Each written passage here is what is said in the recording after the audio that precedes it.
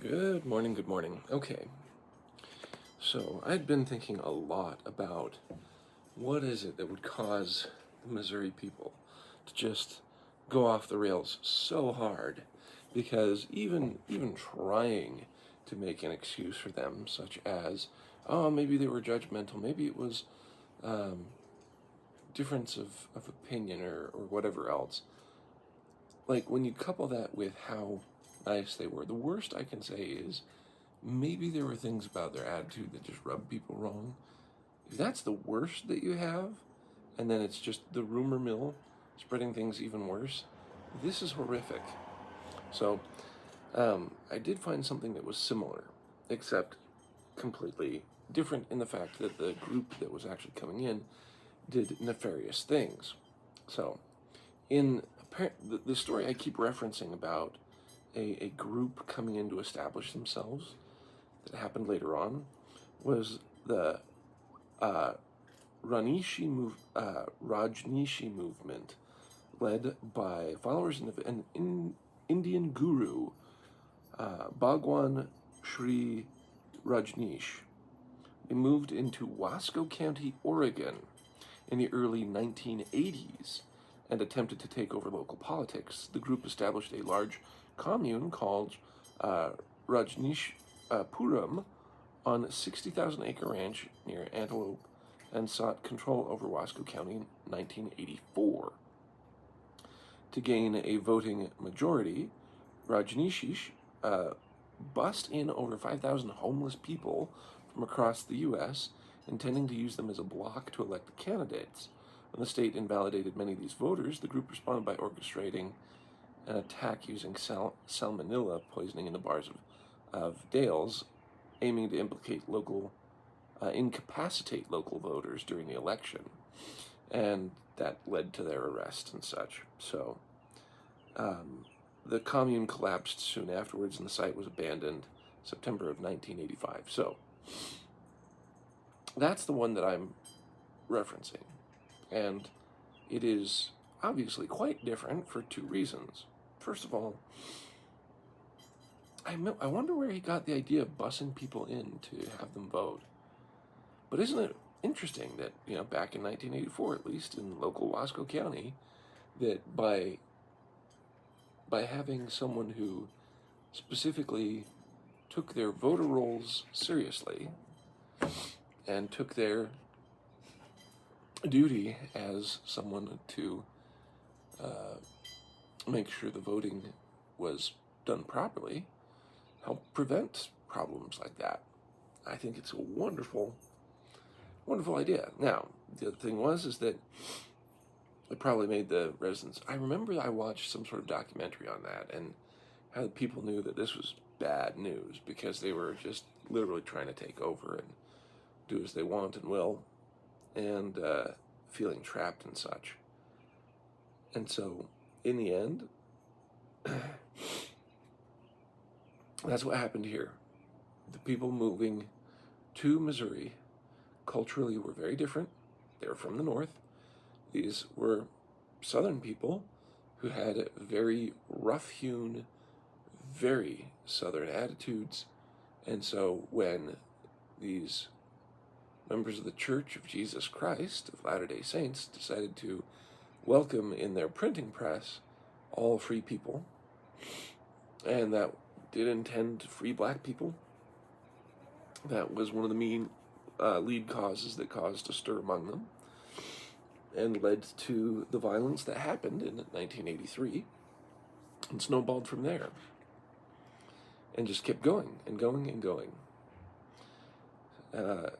So, especially when you have reports from other neighbors and such where it's like, well, what is the worst that happened?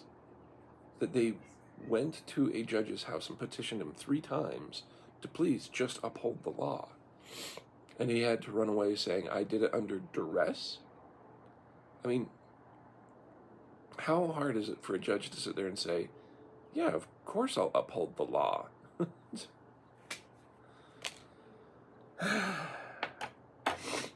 Tells you what's going on here. But he's either more worried about his own neighbors and he knows how they'll react, or he himself just did not want to uphold the law in the normal way when it came to members of the Church of Jesus Christ of Latter-day Saints. So it seems like the only decent people were the commanders of certain sects of the militia who actually understood that they were being mobbed. And even them, they decided, well, let's just get you out of here for expediency's sake, and that only emboldened the mob. Man, oh man. Just, it's so terrible. Sorry, I'm aghast at something that's so... It's easier for me to say I'm aghast at it nowadays. At the same time, if I were in that situation, would I understand? I mean, if you think about it, you have people who are doubling the population coming in here. They were worried that the Saints were just going to take over politically and tell them what to do, and they didn't like that. The people of Oregon were worried about the Raja from India to take over and tell them what to do. Then they actually did try and do nefarious things, though, so... Oof. All right. So, notwithstanding the urges from his commanding officer in the field, the governor did nothing. That also helped, right? They should just fight it out. Oh. Mormon offensive in Davies County. Arriving with the DeWitt refugees back in Far West and Adamon-Diamond, Joseph Smith and other church leaders faced a seemingly no-win scenario. By this time, the mobs in Carroll County were converging on Davies, emboldened by their successful eviction of Mormons from DeWitt. Meanwhile, reports of isolated acts of violence against Mormon settlements were arriving daily in Far West. Even Major General Atchison understood that the mob would repeat the same battle plan: harass outlying Mormon settlements, surround Mormon settlements in Davies County, and demand their removal. If the Mormons did nothing, the growing mob forces stationed in mob-friendly areas of Davies County would continue to grow in strength. The Mormons, prevented by state militia troops from reinforcing their positions, as they had been in DeWitt, would eventually become exposed to an assault they could not withstand and would have to again retreat. So even though the leaders were willing to help them because they knew this was wrong, it didn't mean the men were willing to help. So they interfered as well.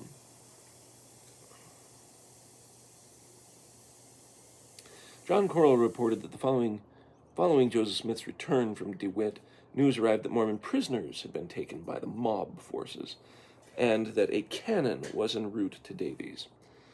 The mob leaders claimed that they would drive the Mormons from Davies to Caldwell, and from Caldwell to hell.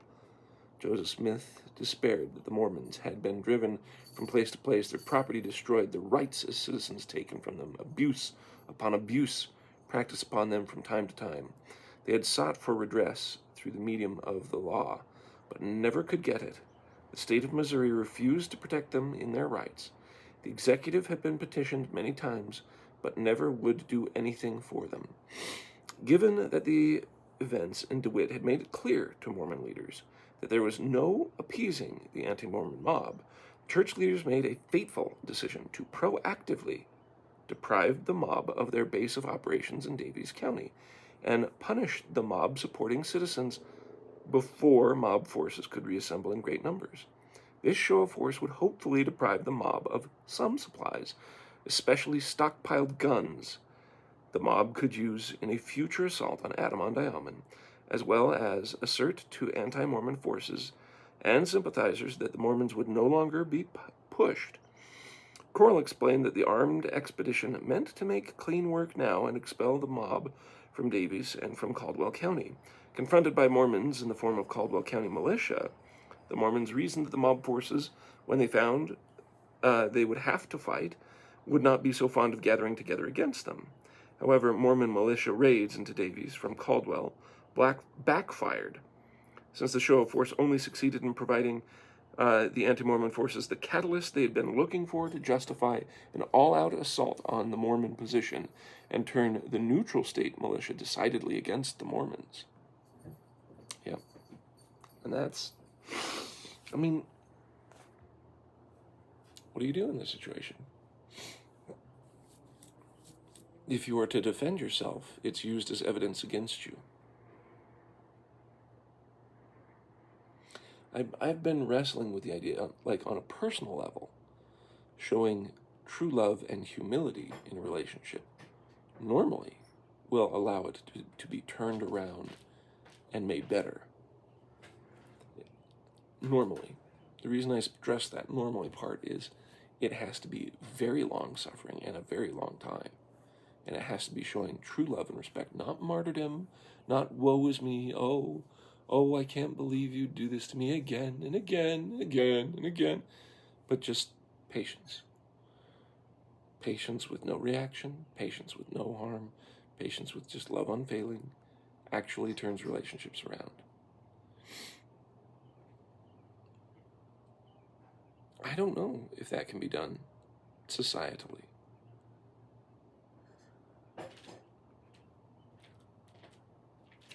I don't know.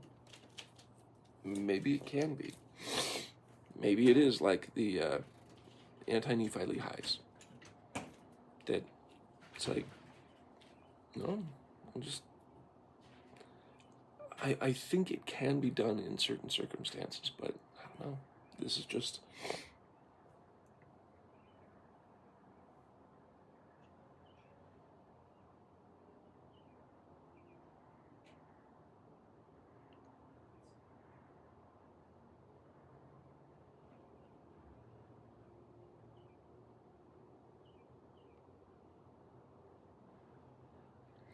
Sorry, I'm just thinking of what would it be... Sorry. I just went into my head for a moment thinking about what would it be like to stand in opposition to a mob in such a way that would allow them to understand that what they were doing was wrong, but be loving and patient at the same time, without whining and without anger back. It's just such a rough deal. I don't even know if it would be possible. It's just fascinating. Yeah. Sorry, I started daydreaming for a second. That's not what you need. So, all right. Among Davis County citizens... Oh, yeah. Mormon forces looted, then burned 4 homes and businesses in Gallatin, where the Election Day fight had sparked the conflict between the two groups.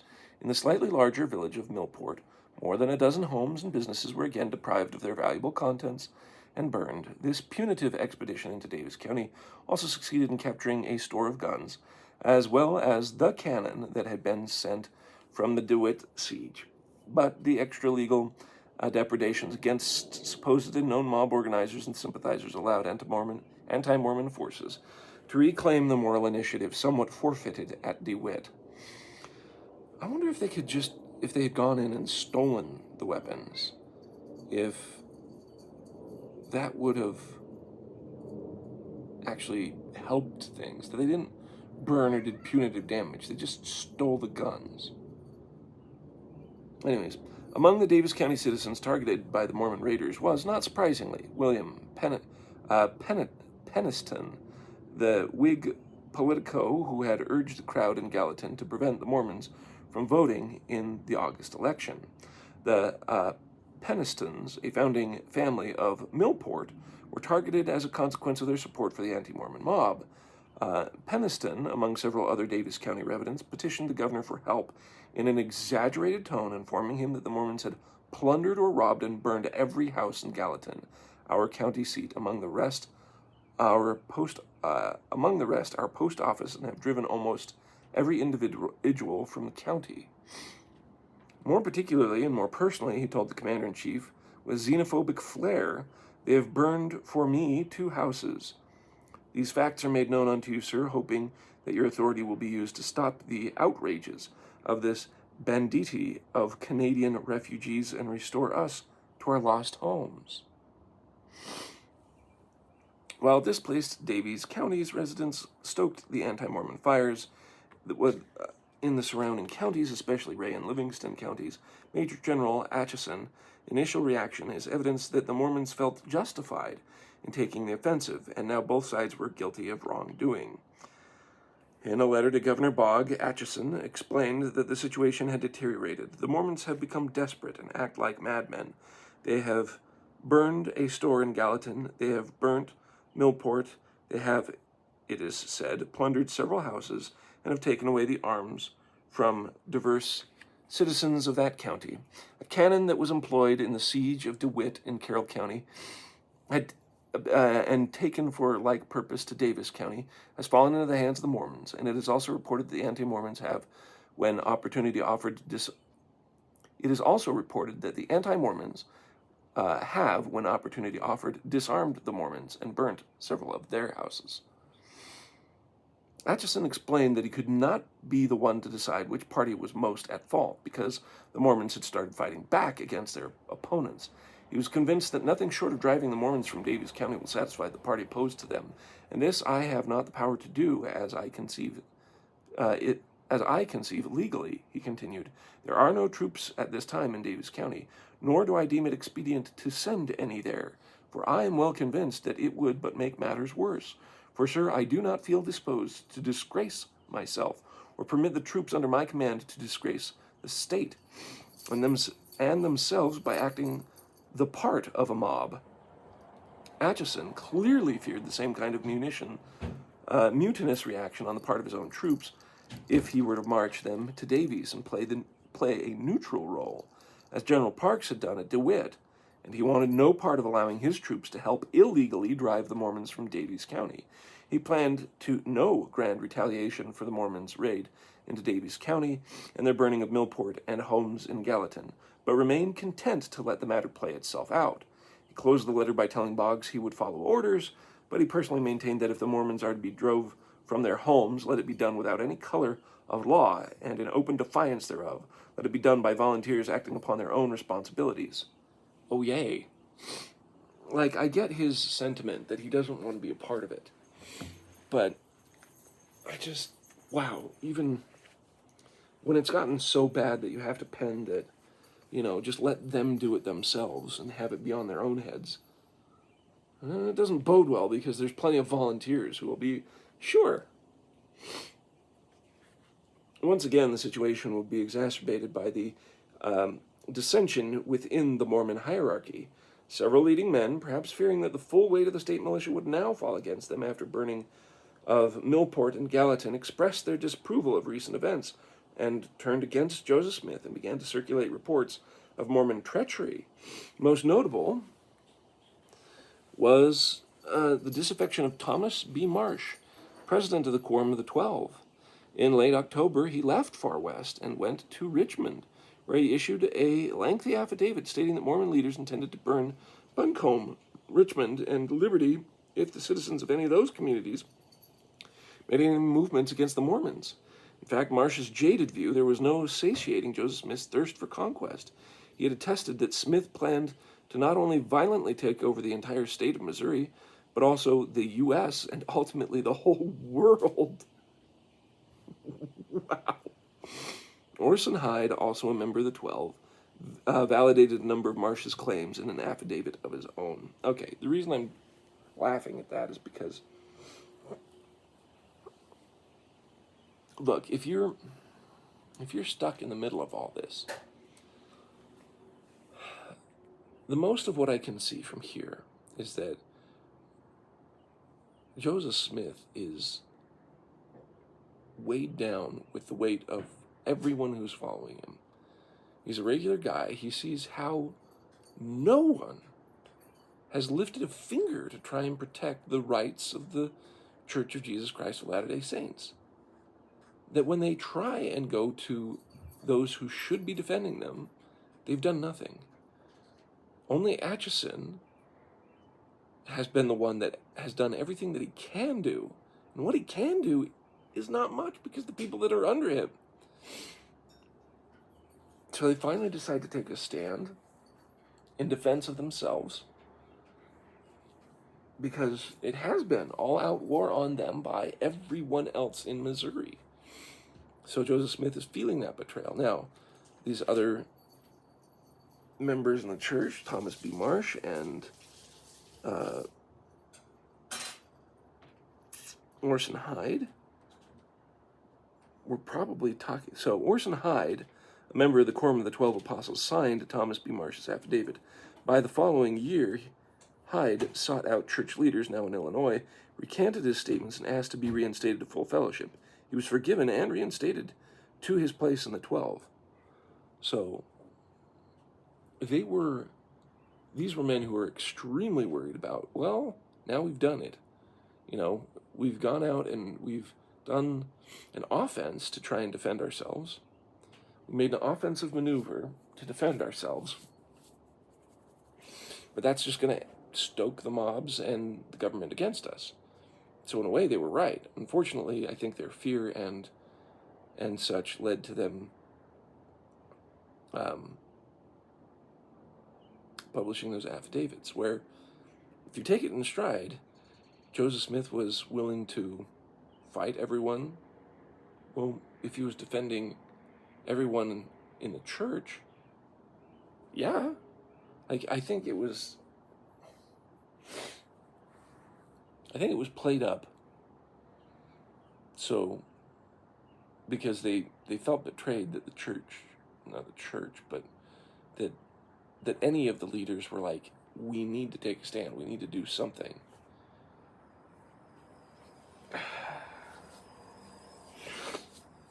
And so, men make fiery speeches because they've been wronged.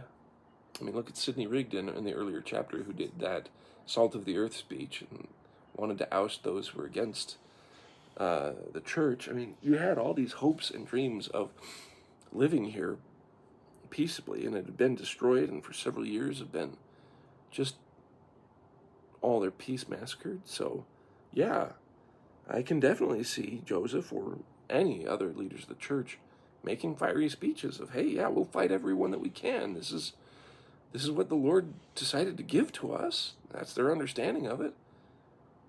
And, yeah. But here's where, okay, you have disaffectors making things worse.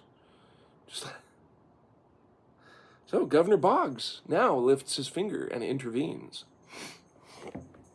Governor Boggs intervenes. Well, Atchison was willing to remain aloof from the unfolding violence. Boggs was not. On October 23rd, more than a dozen citizens of Richmond wrote the governor requesting that he intervene in the hostilities. Oh, let's see here. Dozens in Richmond. Yeah. Hundreds of Mormons? Nothing. But dozens of Missourians? Nah, we can't have that. It doesn't matter that these were Missourians as well, members of the church, but it's not the way they viewed it. Cynical am I? Yes. Requesting that he intervene in the hostilities. All the inhabitants of Daviess County have left and sought refuge in Livingston or Ray County, they wrote. It is the desire of the citizens that His Excellency would visit this section of the county and call out a sufficient number of troops to put a stop to further ravages. For if such measures are not taken shortly, the whole county will be overrun. On October 26th, after receiving this and other reports, the governor decided to take definitive military measures against the Mormons and ordered the call up of 5 divisions, each consisting of 400 men, 2,000 total, to rendezvous in Richmond, at which time they would use military force to restore homes and property to the expelled citizens of Daviess County.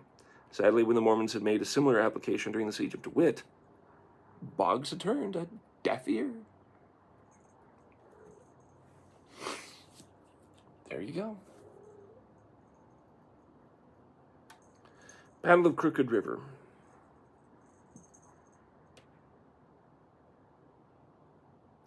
I wonder if, I'm still going back to the idea that what if the church, instead of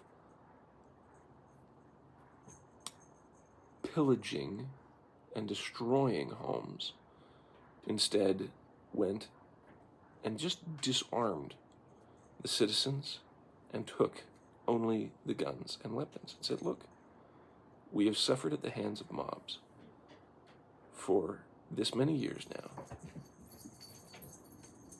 And because of our rights being deprived in DeWitt, where nothing had been, we have done nothing wrong. We understand that the mobs are trying to do the same tactics here. We are relieving everyone of their arms here, so that they cannot be used against us. And that is all. If they actually made fortifications, I don't know if they would have been allowed to make fortifications. I don't know. If they strengthened their position, they just only didn't deprive anyone else of their property, but just deprived them of their means of fighting. It does deprive them of their rights. I will not say that they don't deprive them of their rights, but if we did not deprive them of any other property other than their arms and strengthen their position, I wonder if they would have been able to keep the high ground. I wonder if they could have been able to do that. I think the church was just so injured at that time that they were acting in defense. They were the cornered cat lashing out. Battle of Crooked River. Significantly, the day before Boggs called a full-scale military intervention, the most significant clash of the entire Mormon War had already occurred. Captain Samuel Bogart, a Methodist preacher serving as the leader of a small company of Ray County militia, had been allowed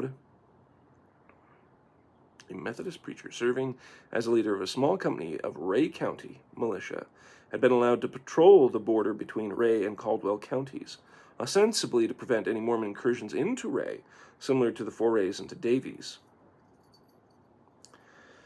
Bogart's actions, though, clearly revealed that his intentions were far from benign and defensive.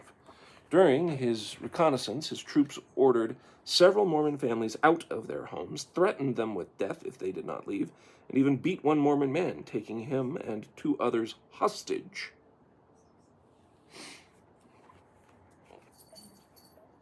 So, Crooked River, let's see here.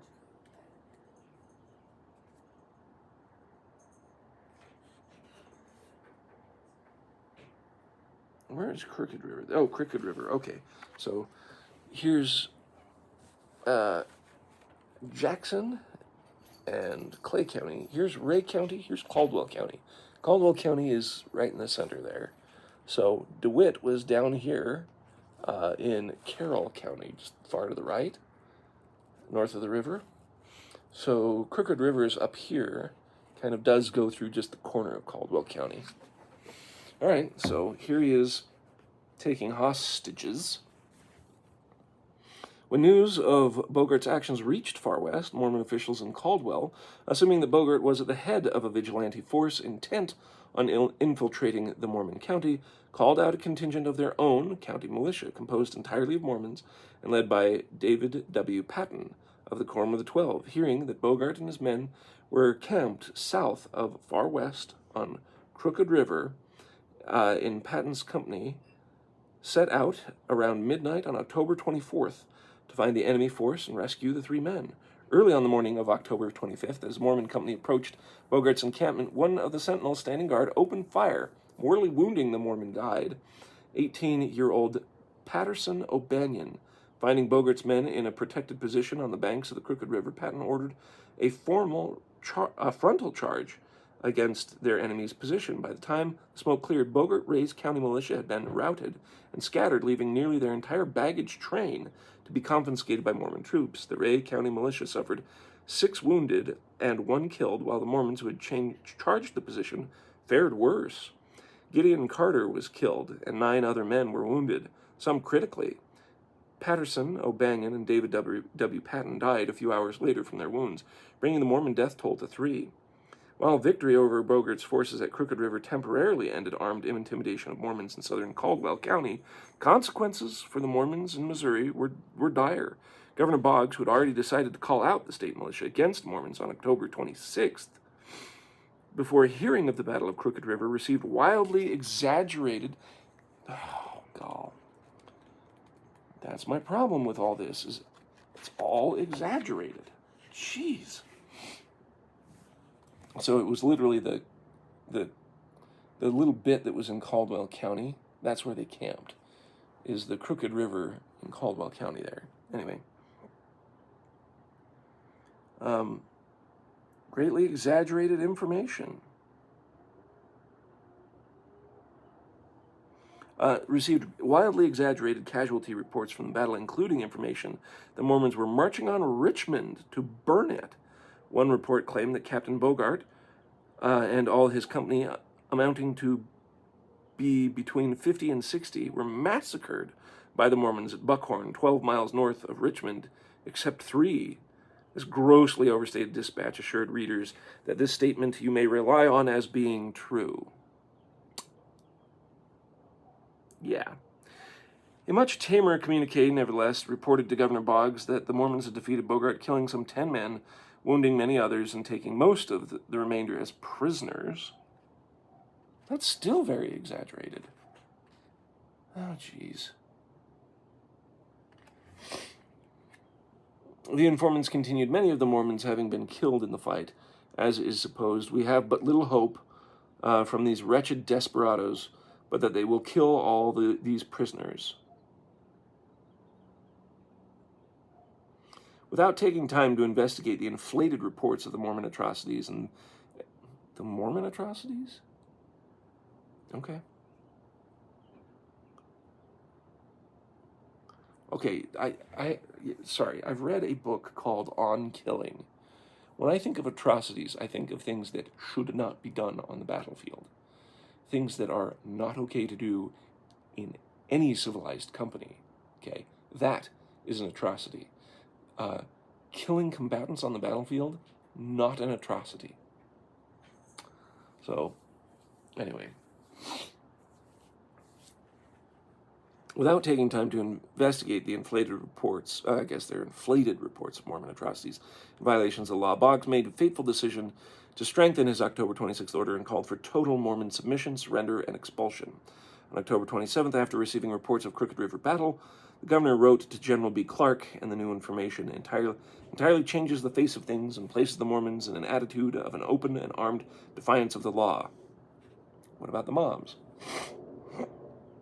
They accused the Latter-day Saints of collectively having made war upon the people of this state.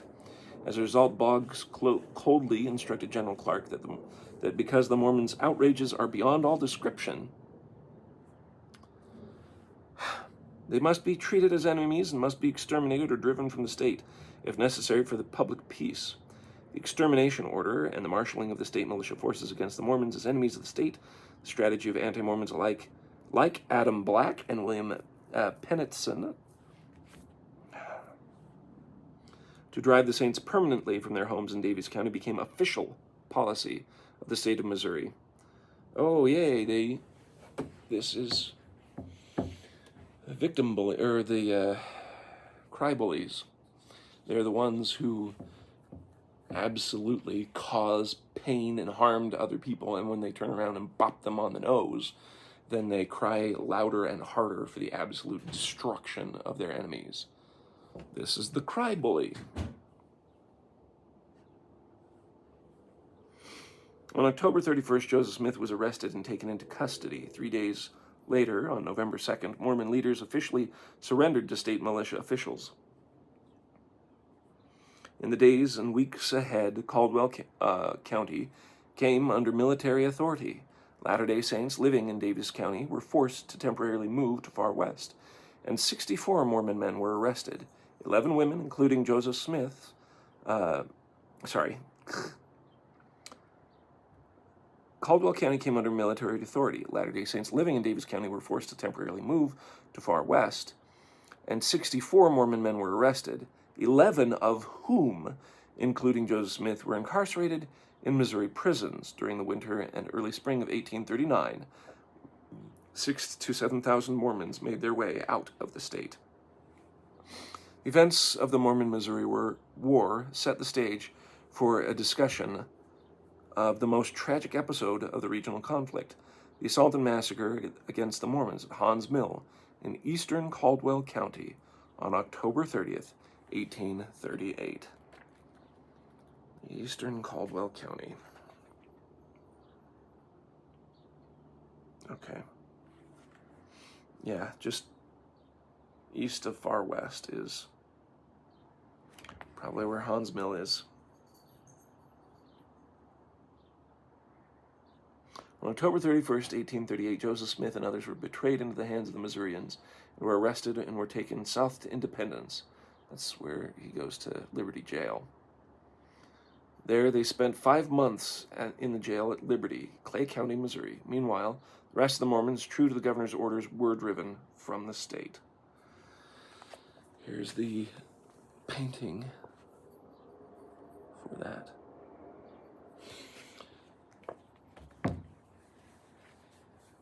Okay.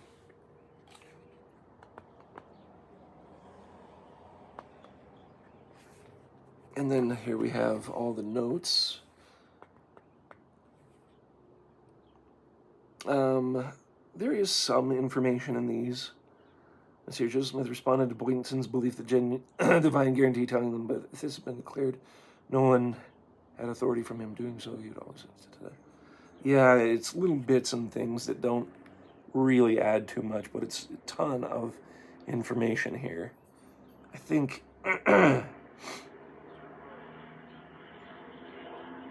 I think mostly it's all right.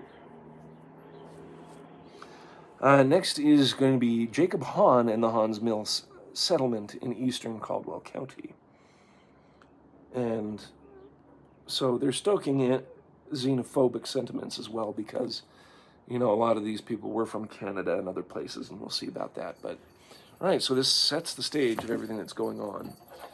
And, oh, geez, I really do wonder if there is any way that you can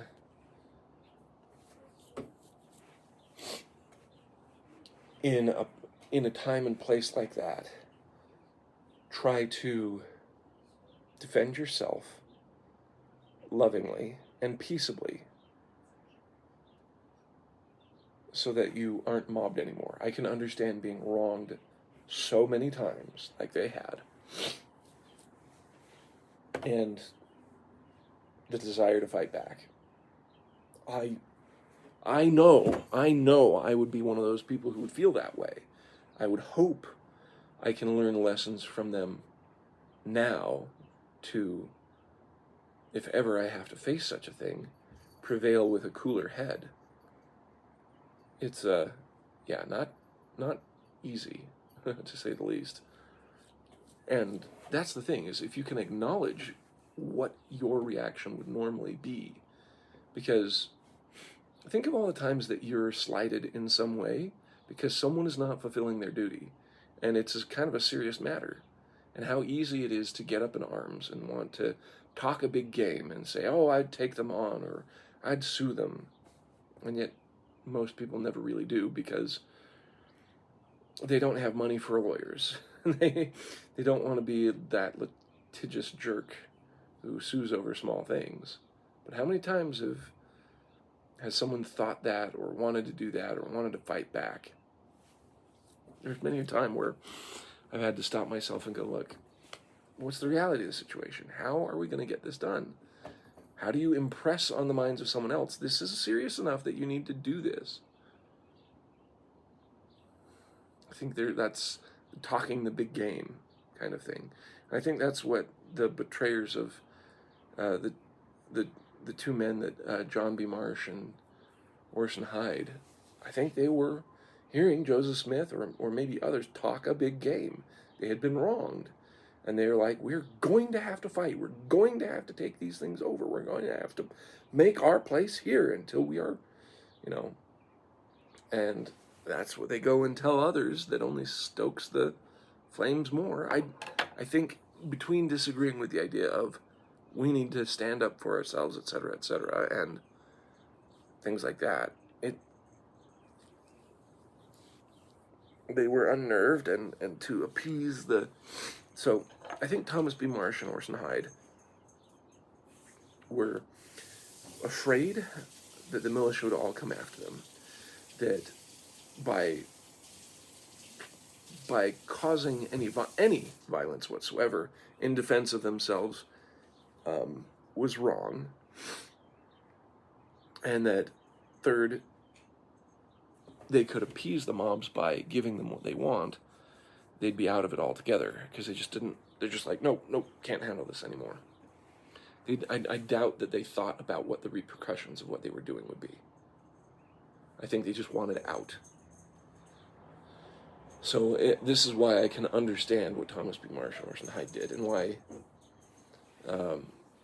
Orson Hyde returned, because he just couldn't handle it on both sides. I don't think they thought about the repercussions of what they would do.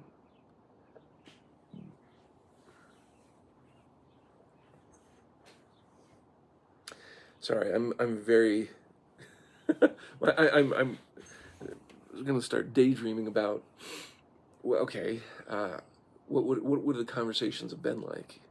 You know, if you were to walk away, but at least not play into the hands of the enemies, what would that be like? I think they heard leaders of the church, I don't know if it was Joseph Smith or not, but pinned it on Joseph Smith. But let's say it was Joseph Smith, probably just him talking a big game, like anyone else would.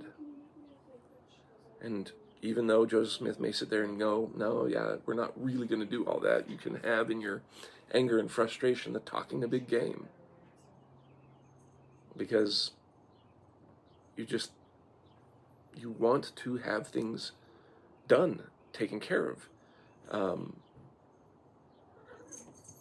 redressed, and justice served. But when that's not happening, you feel like you have to take it into your own hands. So hence the Danites, hence the salt of the earth losing its savor kind of thing. There's just so many pressures, both socially, physically, emotionally, leadership-wise. It's just so hard, all of it. And you had the members of the church caught in between, where they just want to live peacefully, but they don't get to live peacefully. All right, what do I take from this? I really think the worst stuff that the members of the Church of Jesus Christ of Latter-day Saints would have been guilty of to start the conflict is appearing to be rude or have differing opinions. But even that is conflicted by so many good reports of the saints being kind and nice and good neighbors and hardworking.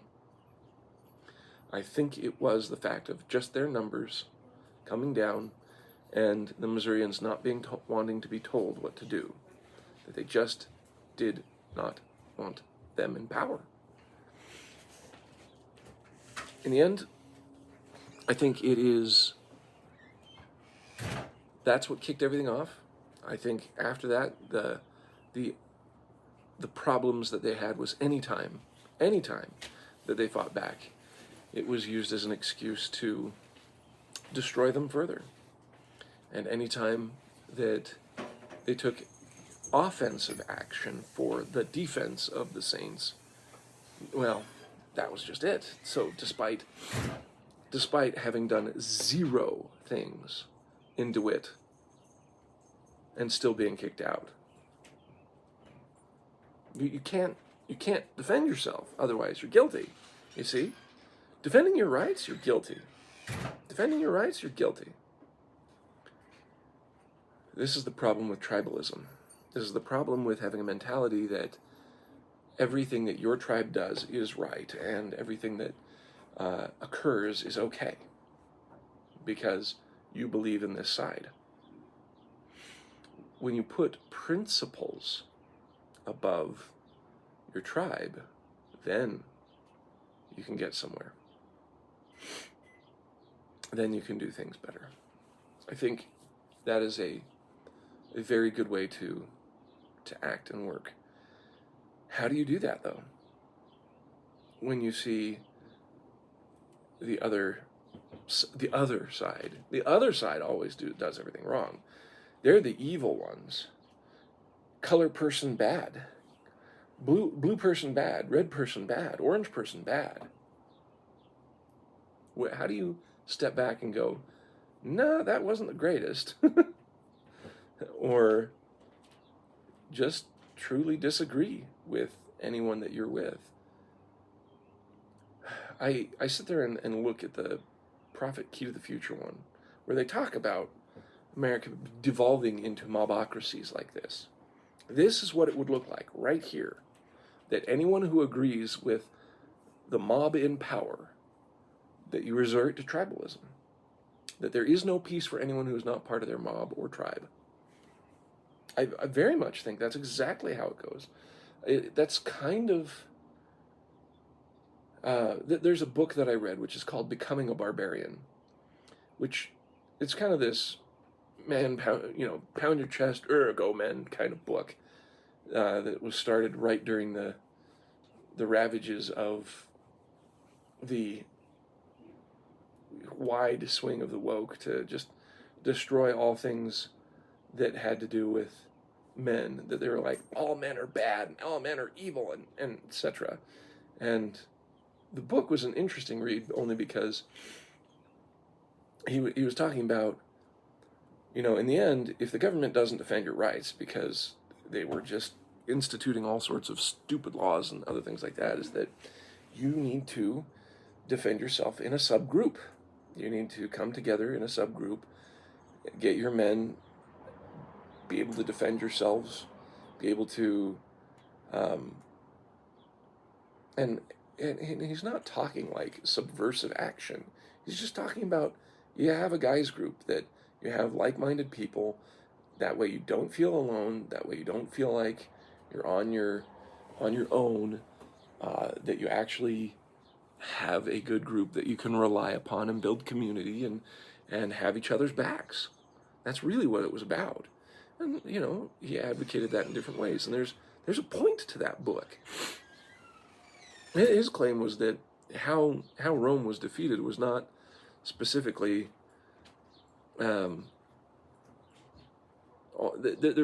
he kind of went into how Rome fell in very vague terms, because something tells me he was not a great historian on the idea, but the concept he was putting forward was that the barbarians that took over Rome was just the subfaction groups that developed within Rome taking over, just tearing off chunks of the Roman Empire at a time, because when Rome was falling under its own weight of entitlement spending and devaluation of their currency and weak authority, and that's the key, is when you have weak authority, then those subgroups that were already under the Roman Empire could take over, and they just couldn't do anything about it. And so he's like, yeah, when America starts falling under its own weight of weak leadership, become a barbarian and make sure that your barbarian group is the one that takes over, is kind of the sentiment of it. But again, what I mean by not seditiously is like, look, I don't advocate for this stuff. The idea is that if it comes down to stuff hitting the fan, that you want to be safe with you and your families. The best way to do that is as a group. And he's got a point.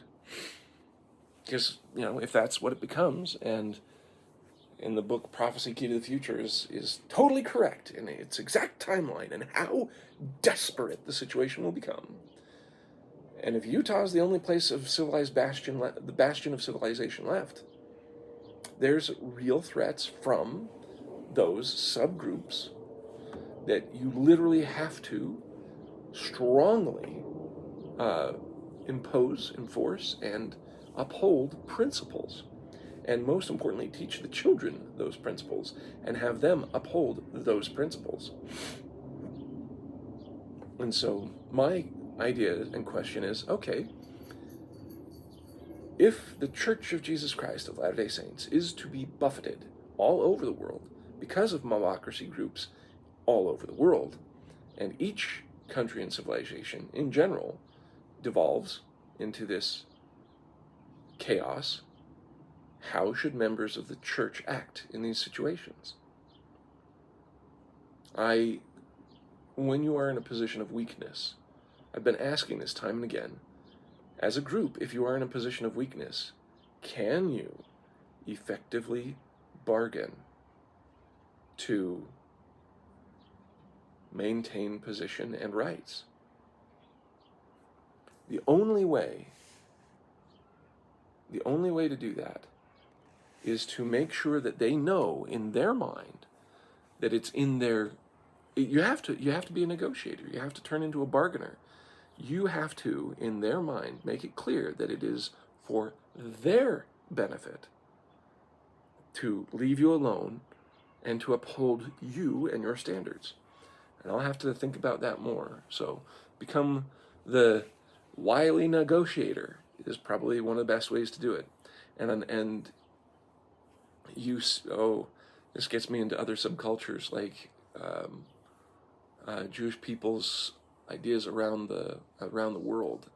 And there's negative connotations with that and positive ones too. So, oh God, I need to think. All right, so take this into your own life, ponder it a bit, think about what would happen if it happens to you, and may God be with you.